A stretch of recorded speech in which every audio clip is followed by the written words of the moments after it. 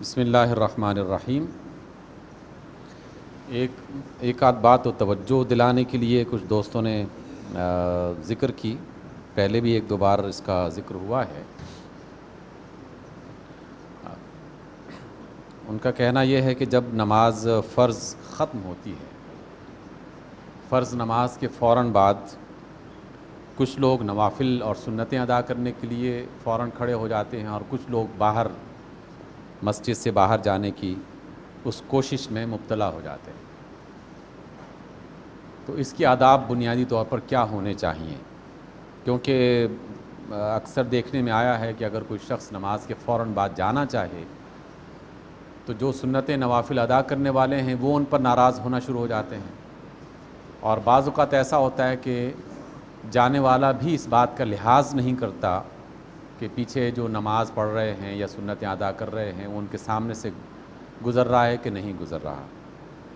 پہلی بات تو یہ ہے کہ جیسے ہی امام صاحب نے فرض نماز مکمل کر لی ہے اور سلام اس نے پھیر لیا ہے، اس کے بعد مقتدی آزاد ہے۔ وہ اگر مسجد میں بیٹھ کر سنت نوافل ادا کرنا چاہیں تو وہ سنت نوافل ادا کریں، اور اگر وہ فوری طور پر مسجد سے نکلنا چاہیں تو مسجد سے نکل بھی سکتے ہیں۔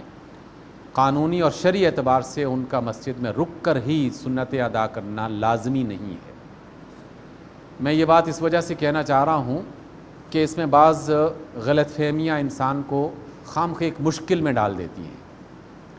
کچھ لوگوں کا یہ تصور کرنا کہ نہیں، سنت نوافل بھی لازماً مسجد میں ادا کرنا چاہیے، اور اگر کوئی شخص یہ سنت ادا کرنے سے پہلے مسجد میں چلا جائے گا تو گناہ ہوگا، تو یہ تصور صحیح نہیں ہے۔ بلکہ رسول اللہ صلی اللہ علیہ وسلم کا معمول ہوا کرتا تھا کہ آپ اکثر نمازوں میں سنتیں اپنے حجرے میں یعنی اپنے گھر میں جا کے ادا کیا کرتے تھے۔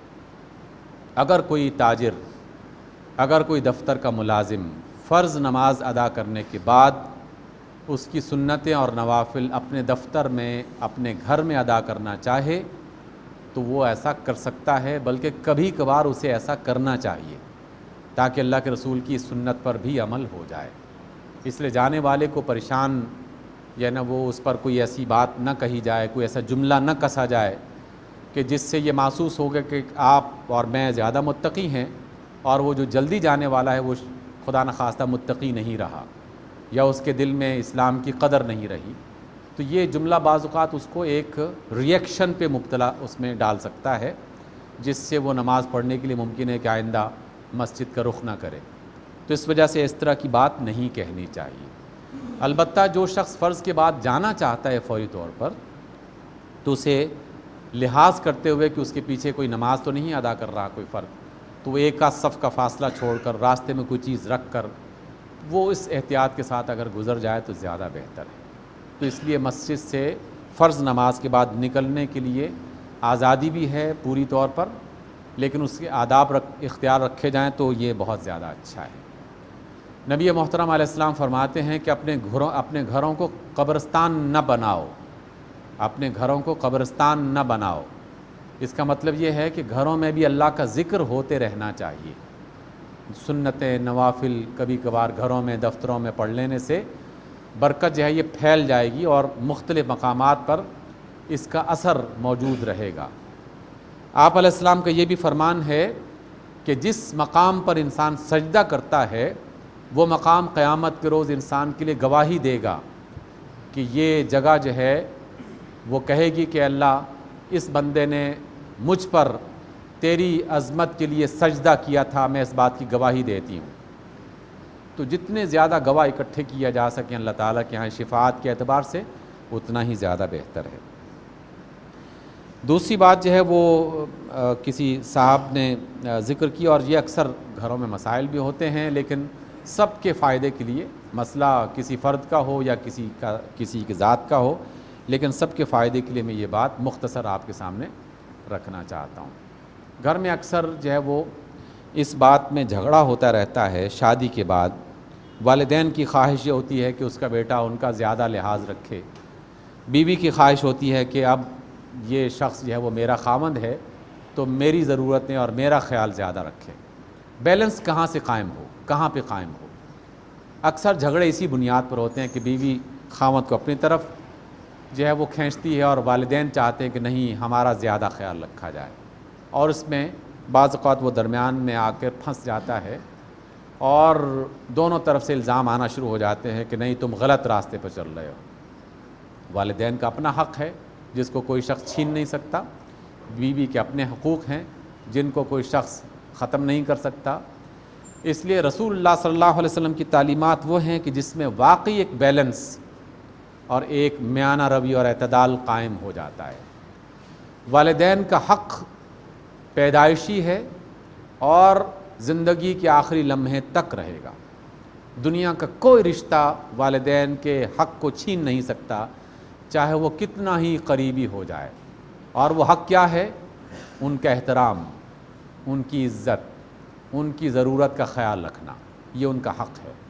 تو والدین کی عزت کی جائے، والدین کا احترام رکھا جائے، والدین کی ضرورتیں پوری کی جائیں۔ لیکن اگر والدین کا موقف غلط ہے، بعض اوقات والدین بھی ظاہر کہ انسان ہیں، ماں باپ انسان ہیں، ان کی طرف سے بھی بعض اوقات زیادتی ہو سکتی ہے، وہ کوئی ایسا مطالبہ کر سکتے ہیں جو کہ شرعی طور پر صحیح نہیں ہے اور انسانی اعتبار سے بھی ضروری نہیں ہے کہ اس کو پورا کیا جائے۔ تو اگر ان کا یہ مطالبہ نہیں پورا کیا جا رہا تو اس میں بھی گناہ نہیں ہے۔ میں اس کو پورے شعور کے ساتھ یہ بات کہہ رہا ہوں کہ والدین اگر کوئی ایسا مطالبہ کر رہے ہیں جو شرعی طور پر جائز نہیں ہے اور انسانی رویوں میں وہ ضروری نہیں ہے کہ اس کو پورا کیا جائے، تو والدین کی بات کو نہ ماننا گناہ نہیں ہے اس میں۔ البتہ اس کو نہ ماننے کے نتیجے میں ان کی عزت میں، ان کے خیال میں اور ان کی خدمت میں کسی قسم کی کمی نہیں آنی چاہیے، کیونکہ اس کے بارے میں پوچھا جائے گا۔ اور بیوی جو ہے اس کی ضرورتوں کا خیال رکھنا، اس کی پسند کا خیال رکھنا، یہ بھی خاوند کی ذمہ داری ہے۔ لیکن اس میں بھی یہ بات ذہن میں رکھنی چاہیے کہ بیوی کا کوئی ایسا مطالبہ جو شرعی اعتبار سے درست نہیں ہے، اس کو نہ ماننا، اس میں نہ صرف گناہ نہیں ہے بلکہ اس کو نہیں ماننا چاہیے۔ مثلا بیوی اس بات پر مجبور کر دیتی ہے کہ تم والدین کو چھوڑ کر بس میری بات مانو، ان کی بات مت مانو، تو عقل جو انسان کو اللہ رب العزت نے عطا کر رکھی ہے، اسی کا استعمال ہی وہ اعتدال پیدا کرتا ہے کہ جس میں انسان دونوں کو بآسانی خوش بھی کر رکھ سکتا ہے، راضی بھی رکھ سکتا ہے ایک حد تک۔ اور بندے نے اپنی پوری کوشش کر لی ہے اور پھر بھی اگر کوئی ایک فریق راضی نہیں ہو رہا تو اللہ تعالیٰ کے سامنے وہ بندہ سرخرو ہوگا اگر وہ پوری ایمانداری کے ساتھ اور صحیح طریقے سے اپنے معاملات کو نبھانے کی کوشش کر رہا ہے۔ اصول اللہ اور اس کے رسول کو بنا لیا جائے، اصول شریعت کو بنا لیا جائے تو پھر کوئی پریشانی کی بات نہیں ہے۔ والدین کی اچھی باتیں مان لی جائیں، بیوی کی اچھی باتیں مان لی جائیں تو گھر یقیناً ایک اچھا گھر ہو سکتا ہے۔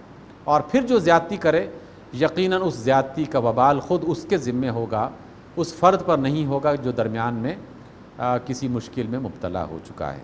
تو اس اعتبار سے اعتدال اور بیلنس قائم کرنے کی ہمیں کوشش ضرور کرنی چاہیے۔